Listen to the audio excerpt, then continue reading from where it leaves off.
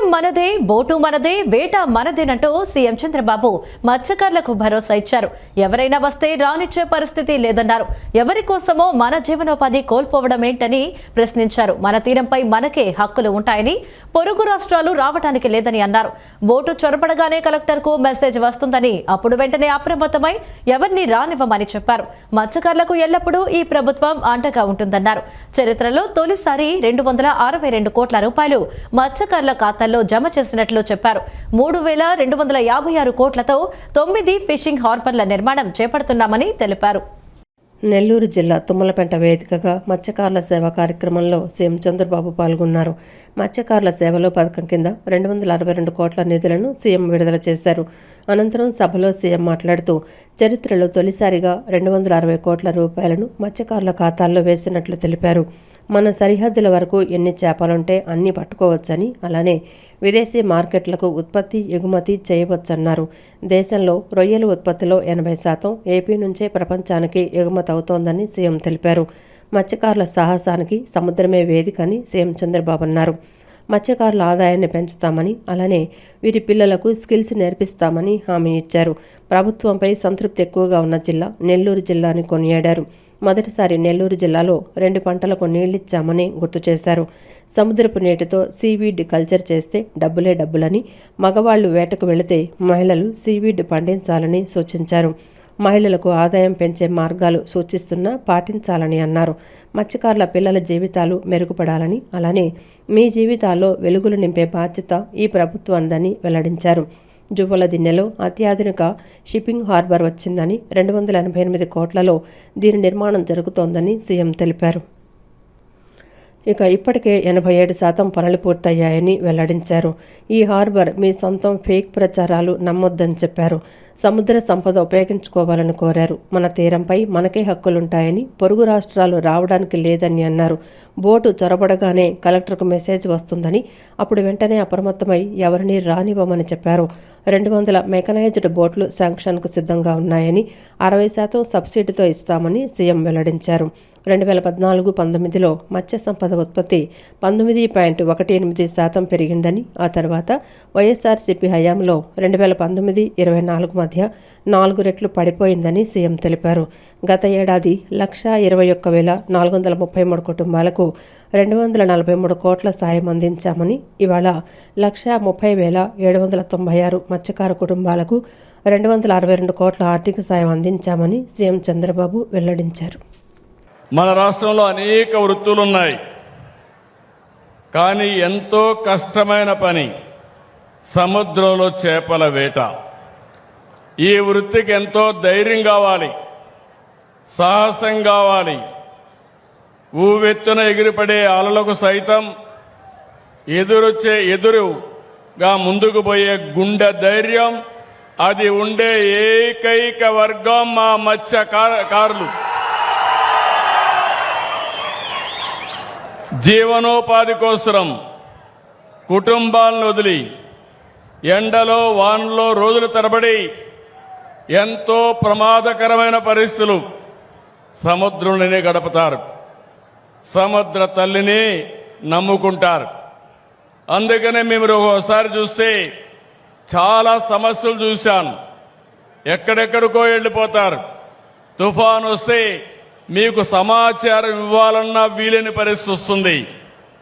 అలాంటి మీకోసం ఈ ప్రభుత్వం ఎల్లప్పుడూ ఉంటుందని మరొక్కసారి తుమ్మలపెంటలో హామీ ఇస్తున్నా.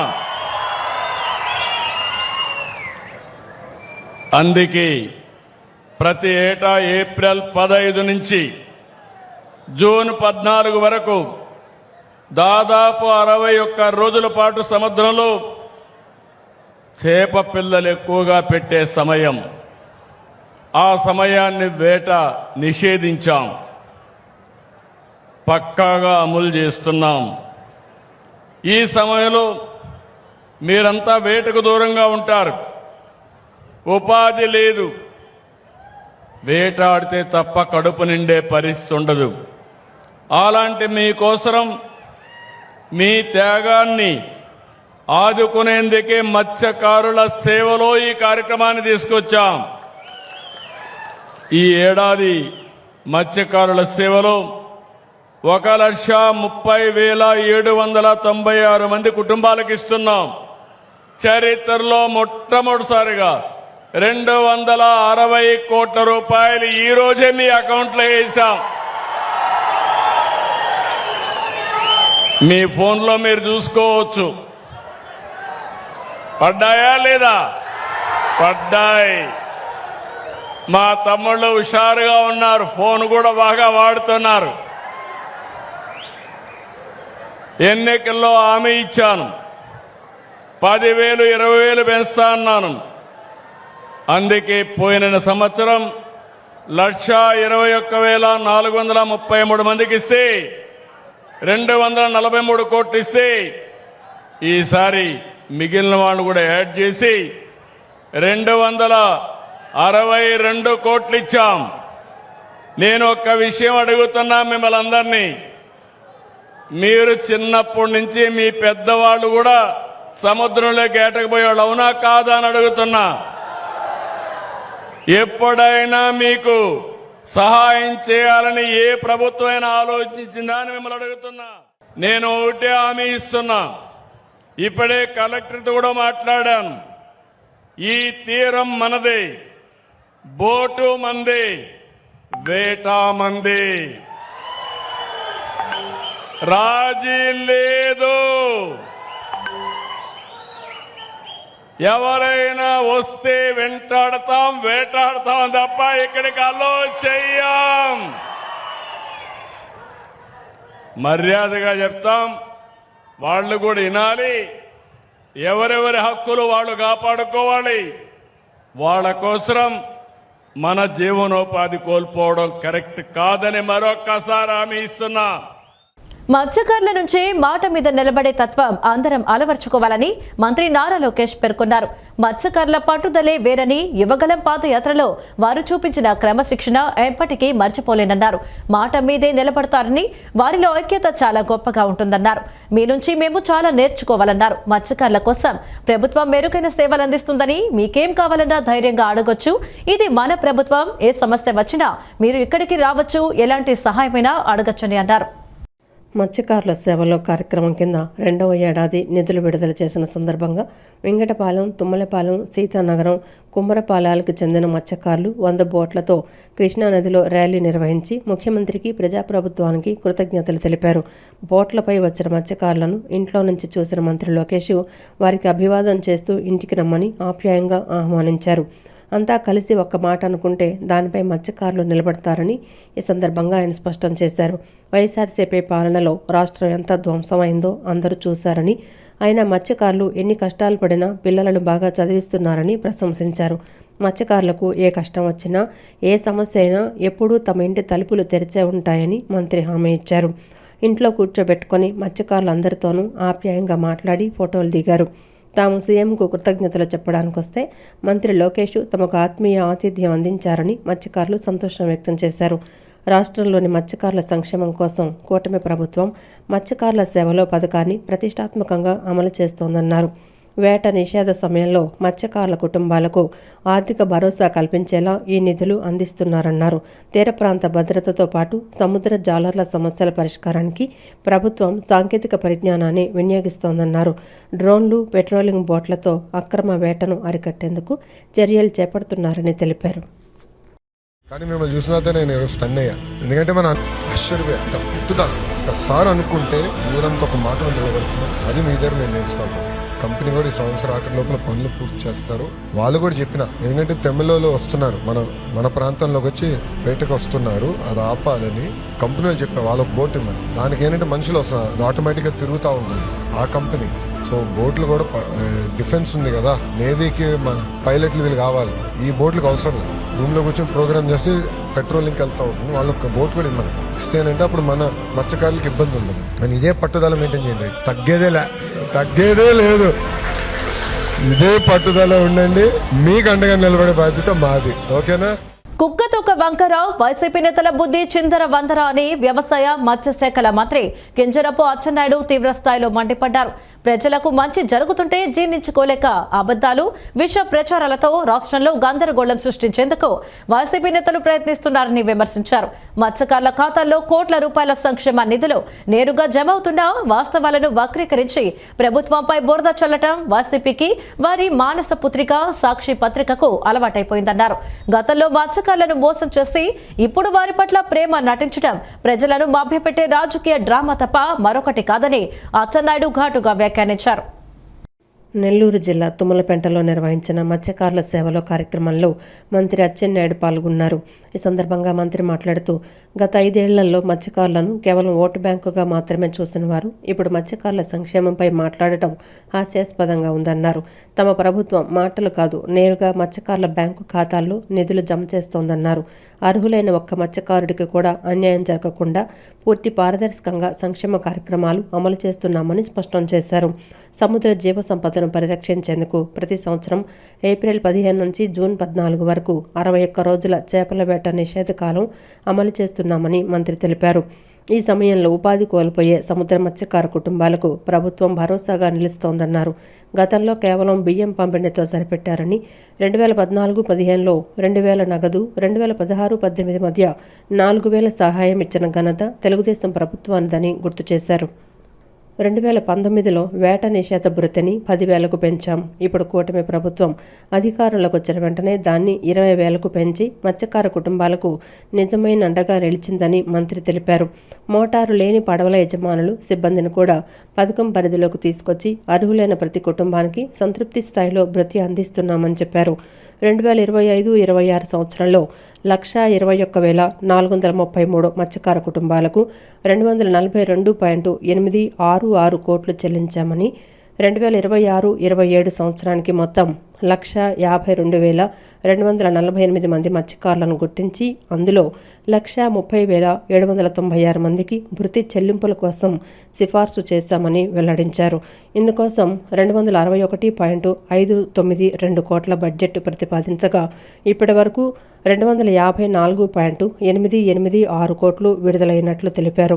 మత్స్యకారుల సంక్షేమంపై అసత్యాలు ప్రచారం చేసి రాజకీయ లబ్ధి పొందాలని చూస్తున్న వైసీపీ నేతలకు ప్రజలే తగిన బుద్ధి చెప్తారని మంత్రి హెచ్చరించారు.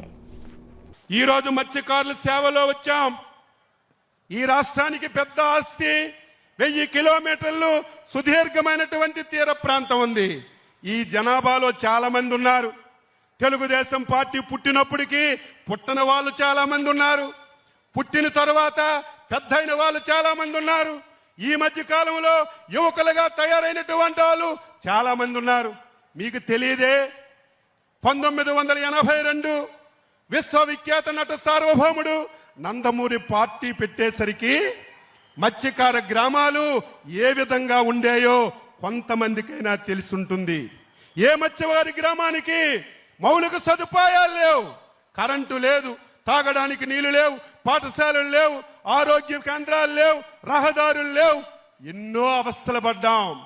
ఈరోజు ప్రతి మత్స్యకార గ్రామానికి మౌలిక సదుపాయాలు వచ్చాయంటే ఎన్టీ రామారావు, చంద్రబాబు నాయుడు. రాష్ట్రంలో తెలుగుదేశం ప్రభుత్వం అధికారంలోకి వచ్చిన తర్వాత కేవలం 21 నెలల్లోనే తాను శాసనసభ్యులుగా సెంట్రల్ నియోజకవర్గంలో 340 కోట్ల రూపాయలతో అభివృద్ధి పనులు చేసినట్లు సెంట్రల్ నియోజకవర్గం ఎమ్మెల్యే బోండా ఉమామహేశ్వరరావు అన్నారు. రోడ్లు, డ్రైనేజీలు, తాగునీటి సదుపాయాలు, ప్రాథమిక ఆరోగ్య కేంద్రాలు, పాఠశాలల అభివృద్ధి పనులను వేగవంతంగా పూర్తి చేస్తూ ఒక పక్కన అభివృద్ధిని, ప్రజలకు సంక్షేమాన్ని అందజేస్తున్నామని చెప్పారు. విజయవాడ సెంట్రల్ నియోజకవర్గం గుణదల పడవల రేవు సెంటర్ వద్ద పాత దోబీఖానా దగ్గర 16 లక్షల రూపాయలతో నూతన దోబీఖానా నిర్మాణ పనులకు ప్రభుత్వ వైపు సెంట్రల్ నియోజకవర్గ ఎమ్మెల్యే బోండా ఉమామహేశ్వరరావు రజక సంఘం సభ్యులతో కలిసి శంకుస్థాపన చేశారు.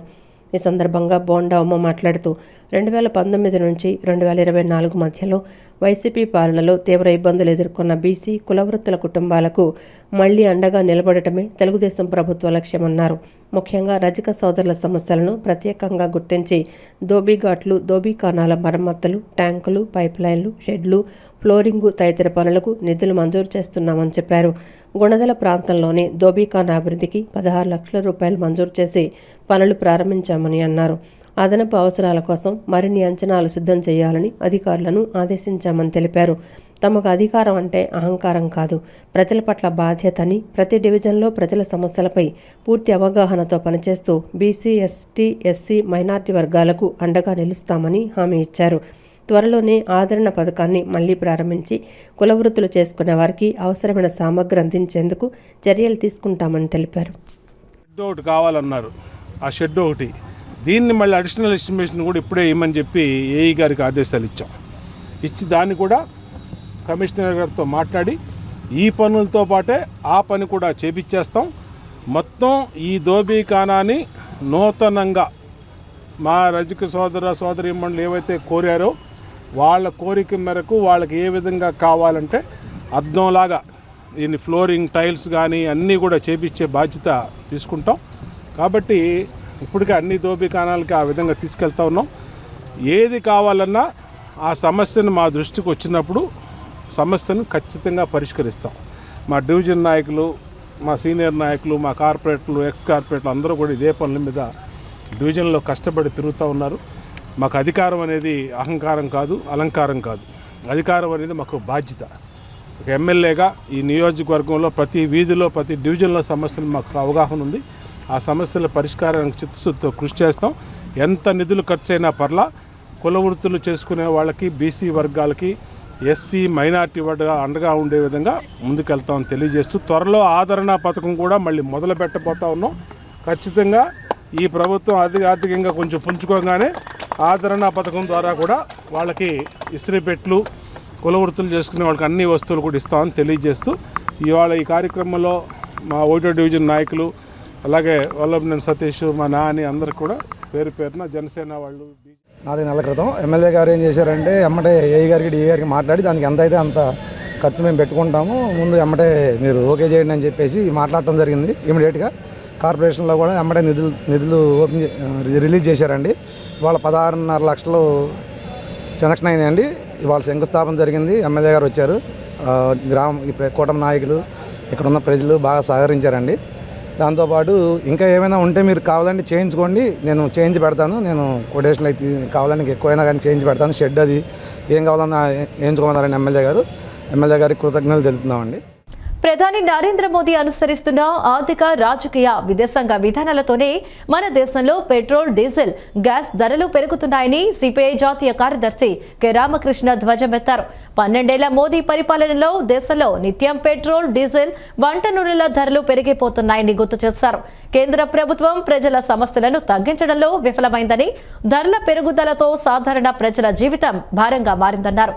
అమెరికా సామ్రాజ్యవాద శక్తులకు ప్రధాని మోదీ ప్రభుత్వం తలెగ్గుతున్నదని, డొనాల్డ్ ట్రంప్ కు అన్ని రకాలుగా సేవకుడిగా పనిచేస్తున్నాడని విమర్శించారు. విజయవాడ దాసరి భవన్లో పార్టీ రాష్ట్ర కార్యదర్శి గుజ్జుల ఈశ్వరయ్యతో కలిసి సిపిఐ జాతీయ కార్యదర్శి కె రామకృష్ణ విలేకరుల సమావేశం నిర్వహించారు. సమావేశంలో ఆయన మాట్లాడుతూ అసలు దేశానికి మోదీ చేసిందేమిటి, ఎన్నికల సమయంలో ఇచ్చిన ఒక్క హామీనైనా నెరవేర్చారా అని నిలదీశారు.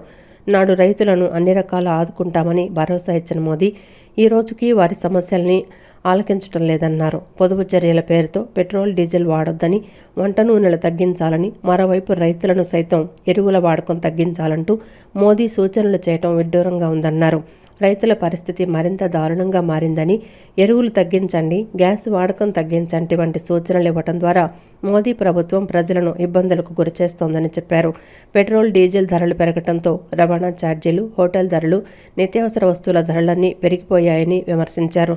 ట్రంప్ కనుసన్నల్లో మోదీ నడుస్తున్నారని, ఇజ్రాయెల్ దేశానికి దాసోహంగా మారారని విమర్శించారు.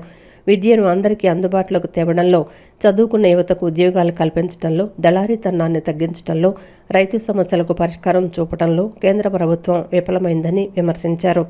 రాష్ట్ర ప్రభుత్వం అమరావతిని ఫ్రీ జోన్గా ప్రకటించి అన్ని జిల్లాల ప్రజలకు రాజధానిగా ఉండేలా చూడాలన్నారు. అమరావతి రాజధాని పేరుతో ప్రభుత్వం చేస్తున్న ప్రచారాన్ని అరికట్టాలని, రైతుల నుంచి బలవంతపు భూసేకరణ ఆపాలన్నారు. అన్నిటికంటే ముఖ్యంగా ఇవాళ ఈ ప్రభుత్వాన్ని మేము ప్రశ్నిస్తున్నదేమంటే, ఈ 12 సంవత్సరాల నరేంద్ర మోడీ పరిపాలనలో దేశంలో సమస్యలు పెరుగుతూ వస్తూ ఉన్నాయి తప్ప సమస్యలు ఏమాత్రం కూడా తగ్గడం లేదు. మౌలిక సమస్యలు ఏ ఒక్కటి కూడా పరిష్కారం కావడం లేదు. అందుకని ఇవాళ ప్రభుత్వాన్ని మేము ప్రశ్నిస్తూ ఉన్నాం. అయ్యా నువ్వు భారతదేశానికి చేసింది ఏముందో చెప్పమని అడుగుతా ఉన్నా. మీరు 2014 పార్లమెంట్ ఎన్నికలప్పుడు ఏ అంశాలైతే ప్రస్తావించారో, ఏ మౌలిక అంశాలైతే ఆ రోజు పరిష్కారం చేస్తామని చెప్పారో అందులో ఏ ఒక్కటైనా మీరు పరిష్కారం చేశారని నేను అడుగుతా ఉన్నా. ఆ రోజు చాలా క్లియర్గా చెప్పారు, రైతులందరూ అప్పుల పాలయ్యారు, ఆత్మహత్య చేసుకుంటా ఉన్నారు, వాళ్ళందరూ కూడా కాపాడుతామని చెప్పావు. మరి ఇవాళ రైతుల పరిస్థితి దీనంగా తయారైంది. పైగా ఇప్పుడు ఏమంటున్నావంటే పొదుపు చర్యల పేరుతో మరిన్ని ఇబ్బందులకు గురి చేస్తూ ఉన్నావు. మీరు పెట్రోల్ వాడొద్దండి, డీజిల్ తగ్గించండి, తర్వాత వంట నూనెలు తినే తగ్గించండి, తర్వాత రైతులు ఎరువులు కూడా వాడే తగ్గించమని చెప్తా ఉన్నారు. రైతులు వాళ్ళు ఎరువులు వాడి పంటలు పండిస్తేనే వాళ్ళ సమస్యలు పరిష్కారం కావడం లే, వాళ్ళందరూ కూడా బాధల్లో కష్టాల్లో ఉంటే మీరు ఇవాళ రైతుల గురించి మీరు ఏం చెప్తా ఉన్నారు? మీరు చెప్తున్నది ఏమంటే రైతులు ఇంకా ఎరువులు కూడా తగ్గించుకోండి, ఇంకా ఇంకా ఇంకా బాధలు పడండి, ఇంకా అప్పుల్లో బాధపడండి అని ఇవాళ మరిన్ని ఇబ్బందులు పెడతా ఉన్నాం. దివంగత మాజీ సీఎం వైఎస్ రాజశేఖర రెడ్డి ఆశయాలకు వైసీపీ అధినేత వైఎస్ జగన్మోహన్ రెడ్డి తూట్లు పొడిచారని ఏపీసీసీ అధ్యక్షురాలు వైఎస్ షర్మిలారెడ్డి ధ్వజమెత్తారు. తండ్రి ఆశయాలను సాధిస్తామని చెప్పి ఓట్లు వేయించుకున్న వారు ఆ తర్వాత ఆయన ఆశయాలనే నాశనం చేశారని షర్మిల దుయ్యబట్టారు. విజయవాడ నగరంలోని ఓ కన్వెన్షన్ హాల్లో జరిగిన కాంగ్రెస్ పార్టీ సమావేశంలో ఆ పార్టీ రాష్ట్ర అధ్యక్షురాలు వైఎస్ షర్మిలారెడ్డి పాల్గొన్నారు. అనేక మంది కాంగ్రెస్ పార్టీలో చేరి పార్టీ కండువా కప్పుకున్నారు. ఈ సందర్భంగా షర్మిల మాట్లాడుతూ నేటికి వైఎస్ రాజశేఖర రెడ్డిపై ప్రజలకు అపారమైన అభిమానం, ప్రేమ ఉన్నాయని వ్యాఖ్యానించారు. భూతద్దం పెట్టి వెతికిన వైఎస్ లాంటి వారు పుట్టారని చెప్పుకొచ్చారు. వైఎస్ పేరు చెప్పుకొని జగన్ ఒక ఛాన్స్ అంటూ పాదయాత్ర చేశారని షర్మిల అన్నారు. ఆయన సీఎం అయ్యాక స్విచ్లు నొక్కడం తప్ప చేసిందేమీ లేదని ఎద్దేవా చేశారు. కేవలం స్విచ్లు నొక్కితే మళ్లీ సీఎంలు అవరనేది కొంతమంది తెలుసుకోవాలని హితవు పలికారు. ఈ మధ్య నాయకులు సీఎం అవగానే ఎంపీ, ఎమ్మెల్యేలకు కూడా అపాయింట్మెంట్ ఇవ్వటం లేదని మండిపడ్డారు. వైఎస్ఆర్ రెండవసారి సీఎం అయ్యాక ప్రజల వద్దకు వెళ్లాలని నిర్ణయించారని, ఈ క్రమంలో రచ్చబండకు వెళ్తూ ఉండగా చనిపోయారని ప్రస్తావించారు. తండ్రి ఆశయాలను సాధిస్తామని చెప్పి ఓట్లు వేయించుకున్నవారు ఆ తర్వాత ఆయన ఆశయాలనే నాశనం చేశారని షర్మిల దుయ్యపట్టారు. నిన్న సిగ్గు లేకుండా వైసీపీ నేతలు ధర్నాలు చేశారని సెటైర్లు గుప్పించారు. వాళ్ల ప్రభుత్వంలో భారాలు మోపిన విషయాలు మరిచారా అని ప్రశ్నించారు. జగన్ సీఎం అయ్యాక కూడా ప్రధాని మోదీ చెప్పినట్లుగా తలాడించారని విమర్శించారు. బీజేపీతో జగన్ అక్రమ పొత్తు పెట్టుకున్నారని షర్మిల ఎద్దేవా చేశారు. బీజేపీ ఏం మేలు చేసింది, ఏం లాభం చేసింది మన రాష్ట్రానికి? ఏమీ చేయకపోయినా కూడా వీళ్ళ స్వార్థ రాజకీయాల కోసం ఈరోజు బీజేపీకి ఉడిగలు చేస్తున్నారు, బీజేపీకి బానిసలుగా తయారయ్యారు. బీజేపీ ఏ బిల్లుకు మద్దతు ఇమ్మంటే ఆ బిల్లుకు మద్దతు ఇస్తున్నారు. ఒకటి కాదు, రెండు కాదు, ఎన్ని రకాలుగా మన ఆంధ్ర రాష్ట్రాల్ని, ఆంధ్ర రాష్ట్ర బిడ్డలకి అన్యాయం చేయాలో అన్ని రకాలుగా ఇద్దరు అన్యాయం చేశారు. జగన్మోహన్ రెడ్డి గారైతే జలయజ్ఞం నవరత్నాలలో పెట్టి రాజశేఖర రెడ్డి గారి కళ జలయజ్ఞం పూర్తి చేయాలి అని 6 నెలల్లో పూర్తి చేస్తానని చెప్పి జలయజ్ఞం చేయలేదు. చంద్రబాబు గారు సూపర్ 6 అన్నారు, నిరుద్యోగ భృతి 3,000 రూపాయలు అన్నారు, మహిళలకు ప్రతి నెల 1,500 అన్నారు, సూపర్ ఫ్లాప్ చేశారు. అయినా కూడా బీజేపీకి ఇద్దరు, ఒకరు సక్రమ పొత్తు పెట్టుకుంటే ఇంకొకరు అక్రమ పొత్తు పెట్టుకున్నారు. ఇద్దరు బీజేపీ పక్షమే. ఈరోజు కాంగ్రెస్ పార్టీ మాత్రమే ప్రజల పక్షాన నిలబడింది. అటు జగన్మోహన్ రెడ్డి గారైనా, ఇటు చంద్రబాబు గారైనా, పవన్ కళ్యాణ్ గారైనా, ఇందాక మన నాయకులు చెప్పినట్టుగా బాబు, జగన్, పవన్, బీజేపీ అంటే ఎక్కడో లేదు మన రాష్ట్రంలో. ఈ ముగ్గురే బీజేపీ, ముగ్గురు బీజేపీ పక్షం, మోడీ పక్షం. కేంద్ర ప్రభుత్వం వరుసగా పెట్రోల్, డీజిల్ ధరలను పెంచుతూ ప్రజలపై భారాన్ని మోపుతోందని సిపిఐ రాష్ట్ర కార్యదర్శి గుజ్జల ఐశ్వర్య విమర్శించారు. ప్రతిపక్షంలో ఉన్నప్పుడు పెట్రోల్, డీజిల్ ధరల పెరుగుదలపై తీవ్ర నిరసనలు తెలిపిన రాష్ట్ర ప్రభుత్వం ఇప్పుడు అధికారంలోకి వచ్చిన తర్వాత వ్యాట్ పన్ను పేరుతో దాదాపు 35% వరకు ప్రజలపై అదనపు భారం వేస్తోందని, తక్షణమే వ్యాట్ పన్ను తగ్గించాలని డిమాండ్ చేస్తారు. వ్యాట్ తగ్గిస్తే ప్రజలకు 60 రూపాయల పరిధిలోనే పెట్రోల్, డీజిల్ అందించే అవకాశం ఉందని సూచించారు. రాష్ట్రంలో బెల్ట్ షాపుల పేరుతో అక్రమ మద్యం విక్రయాలు విస్తృతంగా జరుగుతున్నాయని ధ్వజమెత్తారు.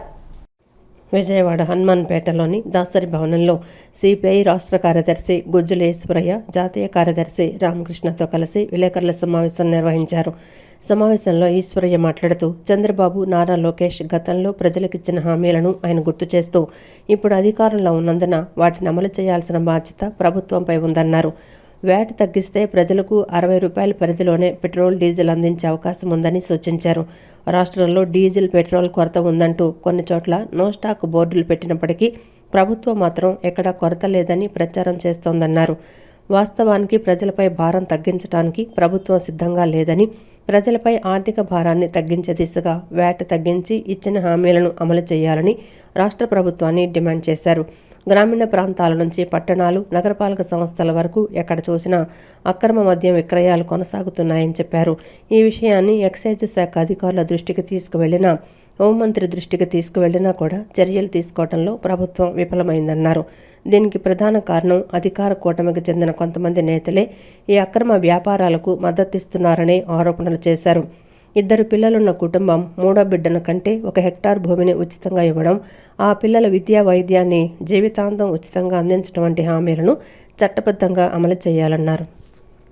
విద్యా వ్యాపారం ఒకవైపున కొనసాగుతూ వైద్యం బ్రహ్మాండంగా ప్రియమైపోతూ ఉంటే అదన్నీ కల్పించకుండా 30,000 ఇస్తా, 40,000 ఇస్తా అని ఏ ముక్కులో పెట్టడానికి. కాబట్టి ఇది సరైనటువంటిది కాదు. నిజంగా రాష్ట్ర జనాభా పెంచాలంటే అలాంటి ఇన్సెంటివ్స్, గ్యారంటీస్ కల్పించాలని మేము సిపిఐగా డిమాండ్ చేస్తూ ఉన్నాం. అదేవిధంగా చివరి అంశం ఏంటంటే సిపిఐ ఆధ్వర్యంలో పెనుగంచి ప్రోల్లో జూన్ 10వ తారీఖు నుంచి 15వ తారీఖు వరకు మొత్తం 28 జిల్లాల్లో ఉన్నటువంటి రాష్ట్ర సమితి సభ్యులు, జిల్లా పార్టీ కార్యవర్గ సభ్యులకు ఒక రాజకీయ శిక్షణా శిబిరాన్ని ఎన్టీఆర్ జిల్లాలో నిర్వహించబోతా ఉన్నాం. ఆ ఎన్టీఆర్ జిల్లాలో నిర్వహించబోయేటువంటి ఆ యొక్క శిక్షణా శిబిరంలో భవిష్యత్తులో ఈ రాష్ట్రంలో భారత కమ్యూనిస్ట్ పార్టీ సిపిఐగా తన రోలు ఏ విధమైనటువంటి పద్ధతిలో పోషించాలనేటువంటి అంశం పైన చర్చించబోతున్నామని చెప్పి తెలియజేస్తాను. వైసీపీ పాలనలో దళితులు, మహిళలు, బలహీన వర్గాలపై జరిగిన దౌర్జన్యాలను ప్రజలు ఎప్పటికీ మరవలేరని ఎన్టీఆర్ జిల్లా టీడీపీ అధ్యక్షురాలు గద్దె అనురాధ అన్నారు. వైసీపీ పాలనలో దళితులపై జరిగిన దాడులు, హత్యలు, అవమానకర ఘటనలు రాష్ట్ర చరిత్రలో మచ్చగా నిలిచిపోయాయని అన్నారు.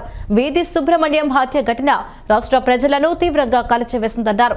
దళితులపై కపట ప్రేమ నటించే జగన్మోహన్ రెడ్డి ఆనాడు బాధిత కుటుంబాన్ని కనీసం పరామర్శించలేదని, పైగా నిందితులను అధికార పార్టీ ప్రోత్సహించారని, దీన్ని రాష్ట్ర ప్రజలు మర్చిపోలేదన్నారు. విజయవాడ ఆటోనగర్లోని జిల్లా టీడీపీ కార్యాలయంలో టీడీపీ జిల్లా అధ్యక్షురాలు గద్దె అనురాధ విలేకరుల సమావేశం నిర్వహించారు. తొలుత వైసీపీ ఎమ్మెల్సీ అనంతబాబు, మాజీ డ్రైవర్ సుబ్రహ్మణ్యం హత్యకు గురై 4 ఏళ్లైన సందర్భంగా సుబ్రహ్మణ్యం చిత్రపటానికి పూలు వేసి నివాళులర్పించారు. అనంతరం గద్దె అనురాధ మాట్లాడుతూ వీధి సుబ్రహ్మణ్యం హత్య ఘటన రాష్ట్ర ప్రజలను తీవ్రంగా కలిచివేసిందన్నారు. దళితులపై కపట ప్రేమ నటించే జగన్మోహన్ రెడ్డి ఆనాడు బాధిత కుటుంబాన్ని కనీసం పరామర్శించలేదని, పైగా నిందితులను అధికార పార్టీ ప్రోత్సహించారని, దీన్ని రాష్ట్ర ప్రజలు మర్చిపోలేదన్నారు. కరోనా సమయంలో మాస్క్ అడిగినందుకు దళిత డాక్టర్ సుధాకర్పై దాడి చేసి పిచ్చివాడని ముద్ర వేసి చనిపోయేలా చేశారన్నారు. గత వైసీపీ పాలనలో దళితులపై దాడులు, మహిళలపై అత్యాచారాలు, యువతపై అక్రమ కేసులు, రాజకీయ కక్ష సాధింపులతో పాలన కొనసాగిందని విమర్శించారు. దేవుని నిధులుగా భావించే ఎస్సీ, ఎస్టీ సప్లాన్ నిధులను 27,000 కోట్ల రూపాయలు, అదేవిధంగా ఎస్టీకి సంబంధించిన సప్లాన్ నిధులు 5,000 కోట్ల రూపాయలు కూడా భారీగా దారి మళ్లించి దళితుల అభివృద్ధిని అడ్డుకున్నారని ఆరోపించారు. 2014-19 మధ్య తాను జిల్లా పరిషత్ చైర్పర్సన్ ఉన్న కాలంలో ముఖ్యమంత్రి చంద్రబాబు ఎస్సీ, ఎస్టీ సప్లాన్ నిధులు ఆయా వర్గాల వారికి రోడ్లు వేయడానికి, మంచినీటి వసతులు కల్పించడానికి మాత్రమే వాడమని అన్నారు. ఇంకా అవసరమైతే జనరల్ ఫండ్స్లో నుంచి కూడా తీసి ఎక్కడ అవసరమైతే అక్కడ నిధులను కేటాయించాలని చెప్పారన్నారు. పార్లమెంటు స్పీకర్గా జేఎంసీ బాలయోగి, అసెంబ్లీ స్పీకర్గా పనిచేసిన ప్రతిభా భారతిని నియమించి ఆయా సభల్లో ప్రధానమంత్రి, ముఖ్యమంత్రితో పాటు సభ్యులంతా మొట్టమొదట దేవాలయం లాంటి అసెంబ్లీలో, పార్లమెంట్లో అడుగుపెట్టేటప్పుడు వాళ్ళకి దండం పెట్టి లోపలికి వెళ్లేలా గౌరవం ఇచ్చి పెద్దపీట వేసిందన్నారు. తెలుగుదేశం పార్టీ వ్యవస్థాపకులు నందమూరి తారక రామారావు ఆశయాల ప్రకారం ఎస్సీ, ఎస్టీ, మైనార్టీలు, మహిళల ఆత్మగౌరవ పరిరక్షణకే పార్టీ కట్టుబడి ఉందన్నారు. అదే దిశగా ప్రస్తుతం కూటమి ప్రభుత్వ పాలన కొనసాగుతోందని తెలిపారు. 5 సంవత్సరాల జగన్ రెడ్డి పాలనని కూడా మనందరం కూడా మరి ఎంత దౌర్జన్యం చేశారో దళిత బిడ్డల మీద, దళిత మహిళల మీద, మరి డాక్టర్ల మీద, అదేవిధంగా అధికారుల మీద. ఆ రోజున ఒక జవహర్ రెడ్డి అని చెప్పి మన అధికారుల మీద కూడా విపరీతమైన ఎంపీపీ దౌర్జన్యం చేసి కొట్టి విపరీతమైన ధోరణులు ప్రదర్శించిన సందర్భాలు ఉన్నాయి. వీళ్ళు వాళ్ళని లేదు, ఈ రకంగా జరిగిన పరిస్థితిని మనందరం గుర్తు తెచ్చుకొని ఇప్పటికీ ఎప్పటికీ కూడా మన తెలుగుదేశం ప్రభుత్వం, అదేవిధంగా కూటమి ప్రభుత్వం ఏదైతే వాళ్ళని గౌరవప్రదంగా చూస్తూ ఉందో అలాంటి పార్టీలని మనందరం కూడా మరి ముందు ముందు ఎన్నుకోవాలని చెప్పి తెలియజేస్తూ, మరొక్కసారి జగన్మోహన్ రెడ్డి పాలనని మనందరం కూడా ఖండిస్తూ, మరి సుబ్రహ్మణ్యం గారి ఆత్మకి శాంతి కలగాలని, వాళ్ళ కుటుంబ సభ్యులకి మరి ప్రగాఢ సానుభూతిని మనందరం కూడా తెలియజేస్తూ, మరి ఈ సందర్భంగా ఈ రోజున మేము తెలుగుదేశం పార్టీ తరఫున ఈ లీడ్ తీసుకున్నామని. విజయవాడ కృష్ణానదిలో మత్స్యకారులు బోట్లతో భారీ ర్యాలీ నిర్వహించారు. పెద్ద సంఖ్యలో తరలివచ్చిన గంగాపుత్రులు బోట్ల ప్రదర్శన చేశారు. వరుసగా 2వ ఏడాది మత్స్యకారుల సేవలో పథకం కింద నిధుల విడుదల చేయడంపై మత్స్యకార కుటుంబాలు హర్షం వ్యక్తం చేశాయి. తమ సంక్షేమం పట్ల కూటమి ప్రభుత్వ చిత్తశుద్ధికి నిదర్శనంగా కృష్ణానదిలో బోట్ల ర్యాలీతో మత్స్యకారులు ప్రభుత్వానికి మద్దతు తెలిపారు. విజయవాడ కృష్ణానదిలో మత్స్యకారులు బోట్లతో భారీ ర్యాలీ నిర్వహించారు. పెద్ద సంఖ్యలో తరలివచ్చిన గంగపుత్రులు బోట్ల ప్రదర్శన చేశారు. వరుసగా 2వ ఏడాది మత్స్యకారుల సేవలో పథకం కింద నిధులు విడుదల చేయడంపై మత్స్యకార కుటుంబాలు హర్షం వ్యక్తం చేశాయి. తమ సంక్షేమం పట్ల కూటమి ప్రభుత్వ చిత్తశుద్ధికి నిదర్శనంగా కృష్ణానదిలో బోట్ల ర్యాలీతో మత్స్యకారులు ప్రభుత్వానికి మద్దతు తెలిపారు. వేట నిషేధ సమయంలో ఇబ్బంది పడకుండా ఒక్కో కుటుంబానికి 20,000 చొప్పున ప్రభుత్వం ఆర్థిక భరోసా ఇస్తోంది. గత ఏడాది 1,21,433 కుటుంబాలకు 243 కోట్ల సాయం అందచేయగా ఈ ఏడాది 1,30,796 కుటుంబాలకు 262 కోట్లను ప్రభుత్వం విడుదల చేసింది. రాష్ట్ర వ్యాప్తంగా కాపులందరూ కూటమి ప్రభుత్వానికి మద్దతు ఇవ్వటం చూసి వైసీపీ వాళ్లు జీర్ణించుకోలేకపోతున్నారని పెనమలూరు నియోజకవర్గం జనసేన నాయకులు నేరసు కృష్ణ ఆంజనేయులు అన్నారు.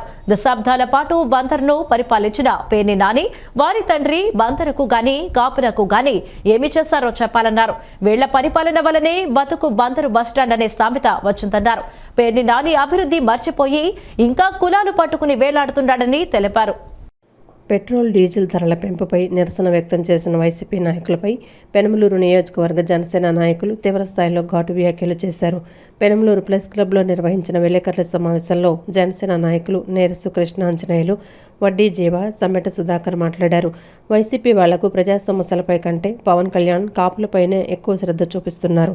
ఒక పక్క బందర్ పోర్టు నిర్మాణం, మచిలీపట్నం పల్లె రైల్వే లైన్ అన్నీ ఎంపీ బాలశౌరి వల్లే సాధ్యమైందన్నారు. గతంలో రవాణా శాఖ మంత్రిగా ఉన్న పేర్ని నాని కార్మికుల సమస్యలు వినేంత సమయం కూడా కేటాయించలేదన్నారు. పవన్ కళ్యాణ్ కృషి వల్లనే దేశంలోనే పంచాయతీరాజ్ శాఖకు ప్రథమ స్థానం వచ్చిందన్నారు.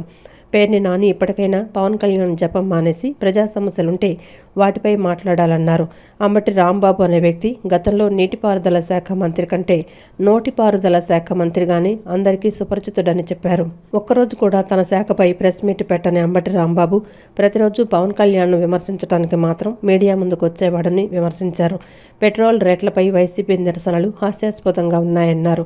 ప్రపంచవ్యాప్తంగా చమురు సంక్షోభం నెలకొన్న విషయం తెలిసిందేనని, దీనివలన భారతదేశం అంతటా పెట్రోల్ రేట్లు పెరిగాయని, అది గ్రహించలేనంతగా వైసీపీ వాళ్లు ఒక్క మన రాష్ట్రంలోనే పెరిగాయన్నట్లు నిరసనలు వ్యక్తం చేయటం వారి అవగాహన లేమి నిదర్శనమని తెలిపారు. హుందాగా రాజకీయాలు చేయకపోతే ఈసారి 11 నుంచి 0కి పడిపోతారని హితవు పలికారు. ప్రజల కోసం పనిచేసే వ్యక్తి, ప్రజల కోసం త్యాగం చేసే మనిషి. దయచేసి ఇప్పటికైనా సరే పేర్ని నాని గారు, పవన్ కళ్యాణ్ గారు జపాన్ని తప్పించేసి ప్రజల సమస్యలపై మాట్లాడితే బాగుంటుందని చెప్పి తెలియజేస్తూ, మరొకసారి కనుక పవన్ కళ్యాణ్ గారి గురించి మీరు ఇదే విధంగా అవాకులు చవాకులు పేలితే మేము జన సైనికులందరినీ తీసుకుని మరింత ముందుకెళ్లే విధంగా ఉంటుందని చెప్పి తెలియజేస్తున్నాం. అలాగే అంబటి రాంబాబు గారు నిన్న మాట్లాడుతూ పెట్రోల్ ధరల మీద మాట్లాడుతున్నాడు. అంబటి రాంబాబు గారు ఇదివరకు నీటిపారుదల శాఖ మంత్రిగా ఉన్నప్పుడు కనీసం పోలవరం మీద ఒక్క ప్రెస్ మీట్ పెట్టాల. అప్పుడు పవన్ కళ్యాణ్ గారి మీదే ప్రెస్ మీట్ పెట్టాడు.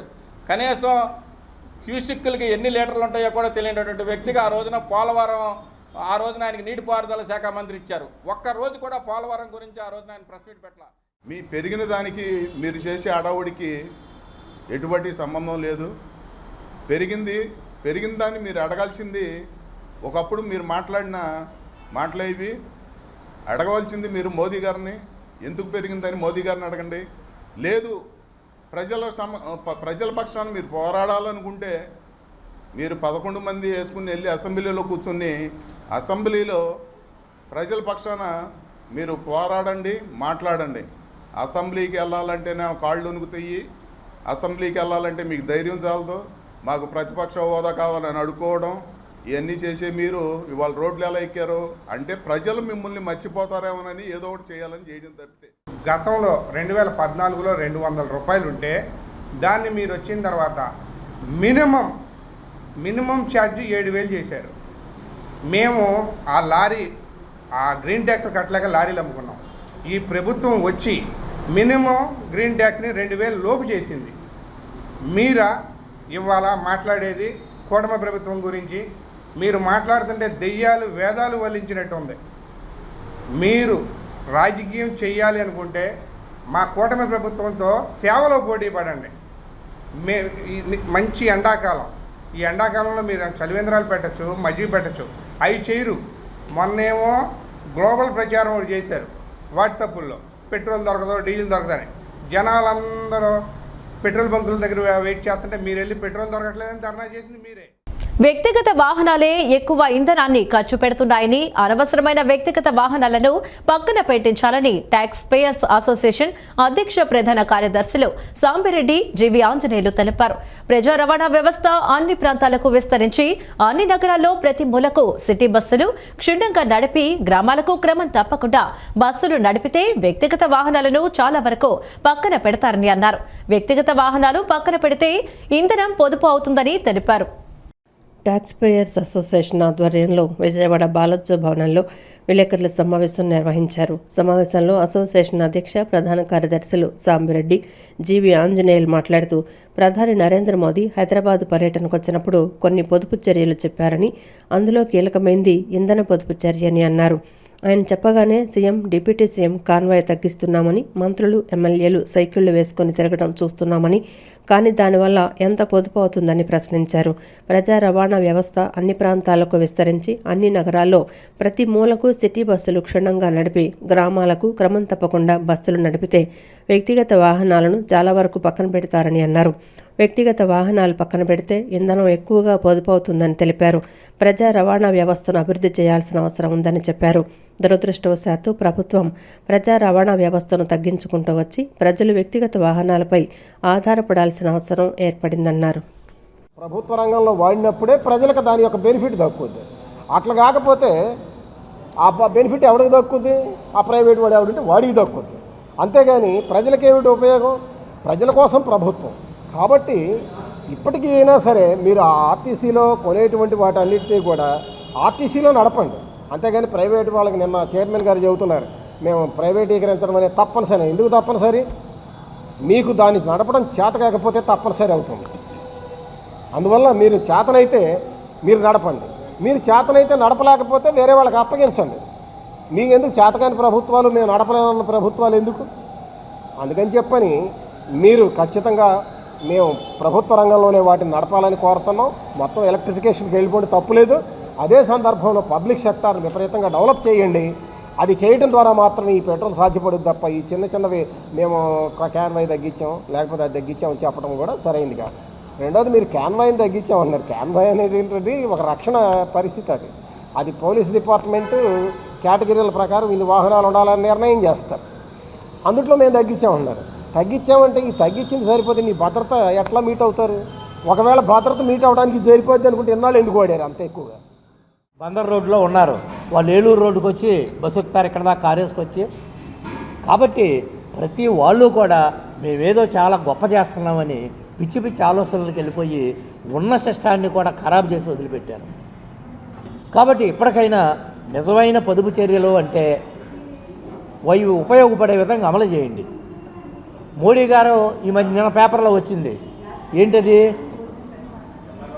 ప్రత్యేక విమానాలకే ఈ పొదుపు వర్తించదు అన్నారు. అంటే ఏంటి?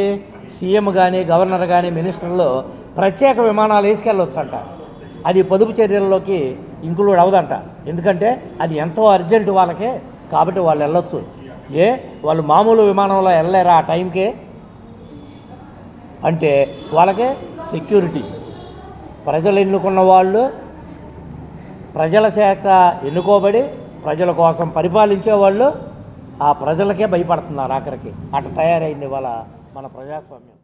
ఏడాది పాటు బంగారం కొనవద్దని ప్రధాని నరేంద్ర మోదీ చేసిన ప్రకటన స్వర్ణకారులపై తీవ్ర ప్రభావం పడిందని కామాక్షి స్వర్ణకారుల సంఘం సభ్యులు తెలిపారు. ప్రధాని వ్యాఖ్యల వల్ల పనులు లేక స్వర్ణకారులు ఇబ్బందులు పడుతున్నారని చెప్పారు. దేశం కోసం తీసుకునే నిర్ణయాల్లో భాగంగా వారు ఏమైనా చేయవచ్చని, వృత్తిదారులపై ప్రభావం చూపించే మాటలు మాట్లాడే ముందు నిపుణులు స్వర్ణకారుల సంఘాలతో మాట్లాడి ప్రకటన చేస్తే బాగుంటుందన్నారు. స్వర్ణకారులకు ప్రత్యేక నిధిని కేటాయించాలని కోరుతూ స్వర్ణకారులు చేస్తున్న రాష్ట్ర వ్యాప్త బంద్లో భాగంగా కామాక్షి స్వర్ణకారుల సంఘం ఆధ్వర్యంలో గవర్నర్పేటలోని దున్నవారి వీధిలో ర్యాలీ నిర్వహించారు. ఈ సందర్భంగా సంఘం సభ్యులు శ్రీనివాసరావు మాట్లాడుతూ ఆంధ్రప్రదేశ్ స్వర్ణకారుల సంఘం పిలుపు మేరకు కామాక్షి స్వర్ణకారుల సంఘం సభ్యులు ధర్నా నిర్వహించామని చెప్పారు. ప్రధాని నరేంద్ర మోడీ హైదరాబాద్ పర్యటనకు వచ్చినప్పుడు కొన్ని సూచనలు చేశారని, ఆ సూచనల్లో తమ ఉనికికి, తమ వృత్తిపై ప్రభావం చూపించే విధం మాట్లాడారని అన్నారు. దేశ ఆర్థిక పరిస్థితిని దృష్టిలో ఉంచుకొని ఆర్థికపరమైన నిర్ణయాలు తీసుకునే క్రమంలో ప్రధాని చెప్పారంటున్నారని, పెట్రోల్, డీజిల్ వినియోగాన్ని తగ్గించుకోవచ్చని చెప్పారు. బంగారు నగలు 1 సంవత్సరం పాటు కొనవద్దని చెప్పారని, దీనివల్ల బంగారంపై ఆధారపడి ఉన్న స్వర్ణకారులు ఏమైపోతారని ప్రశ్నించారు. స్వర్ణకారులు అట్టడుగు స్థాయిలో ఉన్నారని, పేరుకే స్వర్ణకారులని క్షేత్రస్థాయిలో చాలా ఇబ్బందులు పడుతున్నారని తెలిపారు. 272 జీవోను సరళీకృతం చేయాలని, స్వర్ణకారుల సంక్షేమ బోర్డును సక్రమంగా చేసి తమకు అందించాలని కోరారు. పెద్ద పెద్ద షోరూముల్లో, కార్పొరేట్ షోరూముల్లో తయారైన నగలన్నీ అదర్ స్టేట్లో తయారై ఇక్కడికి వచ్చి విక్రయాలు సాగిస్తున్నారు. మరి స్థానికంగా ఉండేటువంటి స్వర్ణకారులు అందరూ కూడా ఖాళీగా కూర్చుంటున్నారు. కానీ ఆ పెద్ద పెద్ద బడా షోరూముల్లో మటుకు విపరీతమైనటువంటి వ్యాపారాలు చేసుకుంటున్నారు. మేము కోరేది ఏంటంటే ప్రభుత్వం కూడా దీని మీద దృష్టి పెట్టి ఆ పెద్ద పెద్ద కంపెనీల ద్వారా వచ్చే నగలు ఇక్కడ అమ్ముకుంటున్న పెద్ద పెద్ద షోరూములు కూడా స్థానికంగా ఉండేటువంటి స్వర్ణకారు సంఘాలని సంప్రదించి ఇక్కడ స్థానికంగా ఉండేటువంటి వాళ్ళ విక్రయాల్లో ఒక కొంత పర్సంటేజ్ అయినా సరే వీళ్ళ వెల్ఫేర్కి ఇవ్వాలి అనేది, అలాగే అక్కడ అమ్మే అమ్మకాల్లో ఒక 25% అన్నా కూడా స్థానికంగా ఉండేటువంటి స్వర్ణకారుల దగ్గర తయారు చేయించుకోవాలనేది మా స్థానిక స్వర్ణకారులు ఎలా బతకాలనే ఆలోచన మీద కొంచెం అవగాహన తెచ్చి మా స్వర్ణకారులని బతికించాలని మాత్రం మేము కోరుకుంటున్నాము. మరొకసారి చెప్తున్నామండి, ప్రభుత్వం మీద ఎంత అవసరం ఉంది ప్రభుత్వానికి, మా స్వర్ణకారులు ఆదుకోవాలి. చాలా చేతుక్తుల్ని మన ప్రభుత్వం ఆదుకుంటుందండి. ఒక స్వర్ణకారులు మాత్రం ప్రభుత్వం పట్టించుకోదు. ఎందుకో మరి అర్థం కాదు మాకు. స్వర్ణకారులు అంటే చిన్న చూపు ఏంటో మాకు అర్థం కాదండి. ఎందుకంటే చూడండి, మంటి అంటానికి చూడకుండా ఫ్యాన్లో అలా కూర్చుని ఫ్యాన్ కూడా ఉండండి మాకు. ఎందుకంటే దీపాలు పెట్టి పనిచేయాలి, కుంబట్లో ఓదాలి. ఫ్యాన్లు వేసుకునే పరిస్థితి కూడా మాకు ఉండదండి. అలాంటి దీనిలో కూర్చుని మేము ఒక వస్తువు తయారు చేసి కస్టమర్కి ఇవ్వాలి అంటే మా పనిలో ఎంత కష్టం ఉందో అది గమనించాలి ప్రభుత్వం. కాబట్టి మా స్వర్ణకారులను ఆదుకోవాలి. మరొకసారి చెప్తామండి, ప్రభుత్వాన్ని ఒకటే కోరుకుంటున్నాం. ఈ వార్తలు ఇంతటితో సమాప్తం. నమస్కారం.